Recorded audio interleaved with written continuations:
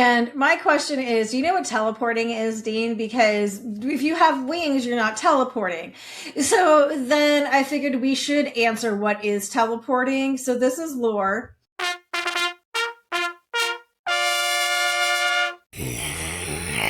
And we're going to talk about teleporting. Okay. And teleportation. So our main source for this is a Mental Floss article by Eden Gordon called Teleportation is Possible, just not in the way you might think. Other sources will be in the show notes. So what is teleporting? This is something that actually came up in the news recently when FEMA official Greg Phillips claimed he had teleported twice, once ending up in a Waffle House. I will pause for you to make the required "I got drunk and teleported to a Waffle House once too" joke. But Phillips is arguing that someone used the word teleport and they used it wrong. On True Social, he said the more accurate biblical terms are translated or transported, not new ideas for people of faith. And he's not wrong. You know, teleporting and transporting is part of biblical text as well as Jewish and Islamic texts. It also appears in ancient Indian texts as something that is accomplished after a great deal of spiritual study. But interestingly enough, if you go into the dictionaries, so Merriam-Webster defines it as the act or process of moving an object or person by psychokinesis, or in fiction, instantaneous travel between two locations without crossing the intervening space.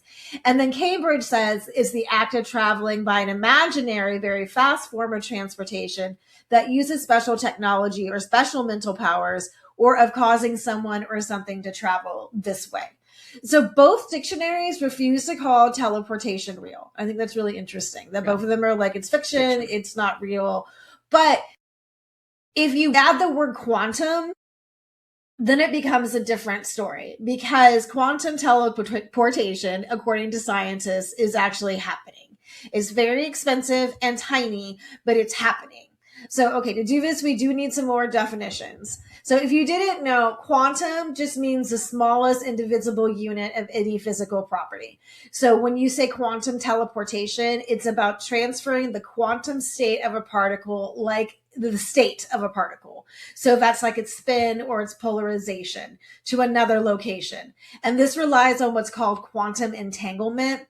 And that's the concept that the quantum state of each particle in a group cannot be described independently of the state of the others.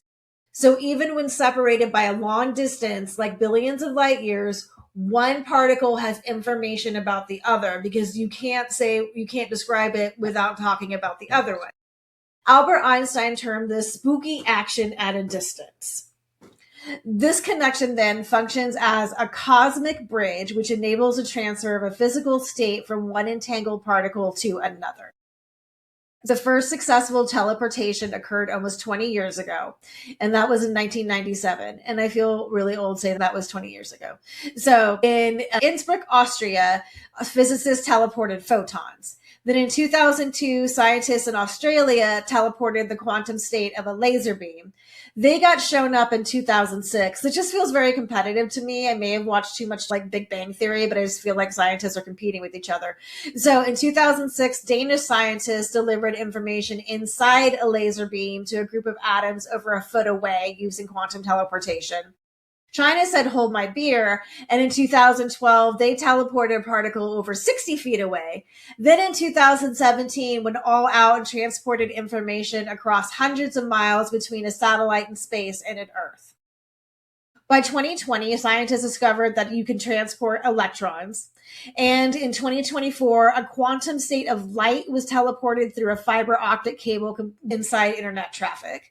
And lastly, in 2025, researchers used semiconductor nanocrystals, better known as quantum dots, to develop remote light sources that enabled information transmission between protons. Okay, so little tiny things have happened. Things have been teleported. Right. And this all sounds really great and sciencey, but what about teleporting my ass to a bar so I don't have to use an Uber? When is that going to happen? Or just to a beach if I need a few hours to put myself exactly in the sand. Like, I'm not, I don't need to go for long. Just a little bit, I don't need right? a resort. Just send me to the beach for like a couple hours. I'll be good. Well, and just to get the mail. right? Like the mail's pretty far. It'd be nice to just go kind of beam over there. Anyway, so according to the very scientific wikihow.com, this is how human teleportation would work if such technology existed today. Spoiler, it does not.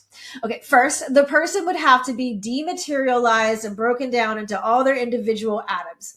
Then those atoms and their entangled particles would be measured so that the information about the person would pass through the entangled particles at the starting point to the entangled particles at the destination. Does your brain hurt?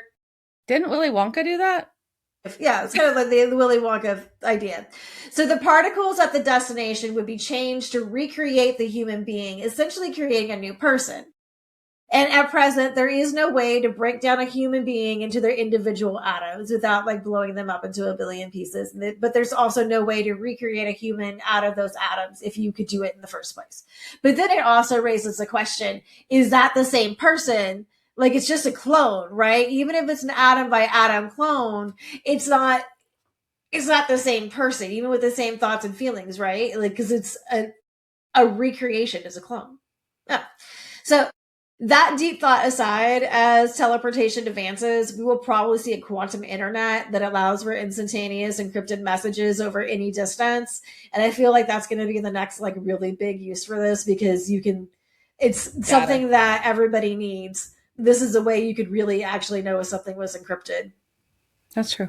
Yep. That's exciting. But the power to do that is really immense and impractical. So it's not going to happen for a very long time. But you know how science goes. Sometimes we move whatever Moore's law, blah, blah. So it can happen sooner than we think.